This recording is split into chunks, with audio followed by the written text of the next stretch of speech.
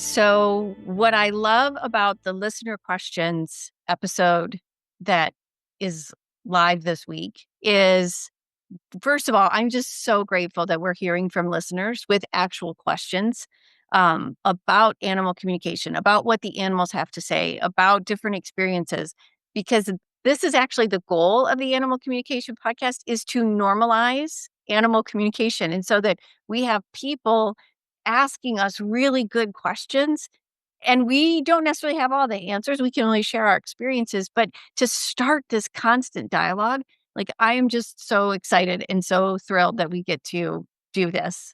Meredith, what thoughts do you have? I was going to say pretty much the same thing. And getting these questions from listeners, we've all had our experiences. The three of us have had our experiences. We've had our training, we've had our practicing, we've had our clients over all the years. But we're hearing from people who are asking different questions than we might have considered. And it's really making me think. Mm. It's making me wonder. Well, obviously, I know there's so much more for me to learn and so many more things that I'd like to know, but it really makes me look at things from a different perspective. And that to me is the thing perspective, dialogue, and all coming together to have these conversations. I really love the listener questions. Awesome. Karen. I just say me too. I love the listener questions because they really stretch our minds, right? And the dialogue that we get to have with each other makes things that I've experienced come to the surface in a way that I might have taken for granted or just forgotten about along the way. But because somebody's asking the question, I have to kind of pull it up into my consciousness and work with it and mull it and then remember what the animals taught us about it and share it. So I'm so grateful that people are willing to ask the tough questions because they're not easy questions, right?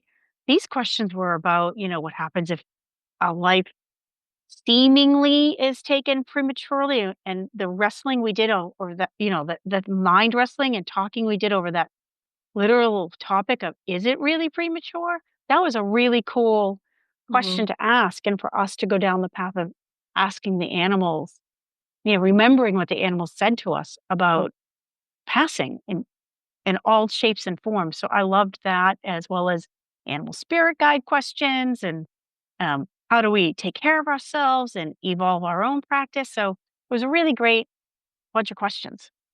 Yeah, super grateful. And so anybody can ask us questions. You can email us at info@theanimalcommunicationpodcast.com, or you can use the mindbodyspirit.fm app and use I forget what the feature is called, but there is a feature there where you can ask a question and we can actually hear your voice asking the question. We can use it in a future episode. So thanks, guys, for answering all these questions that we had today. And hopefully we'll get many, many, many more. So keep them coming. Thank you. Bye, everybody.